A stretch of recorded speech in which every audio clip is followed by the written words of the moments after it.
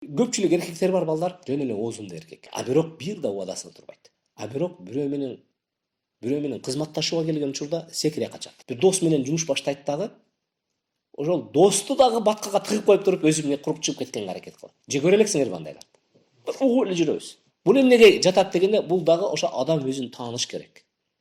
Сен эгерде мындай достойный дос болсоң, сен тегерегиңде достойный адамдар чогулат. Эгерде эми боло берет, качан кайсы жерде ыңгайлыктуу болсо ысыгырыгына качырып, жумшагырына качырып, таттуусуна качырып жүрө берсең, кудду ошондой достор тегерегиңе толтурот. Сен достукка бекем бол. Сен достукка бекем болсоң, ишеничтүү достордун ортосуна түшөсүң. Эгерде достукта дагы ошол жерде бир кыянаттыкка, саткынчылыкка, жанагындай бир жеңилине качырып өзүңдүн териңди сактап калганга аракет кылсаң, анда дагы эле ошондой балдардын маңдайына барып дагы эмне болосуң?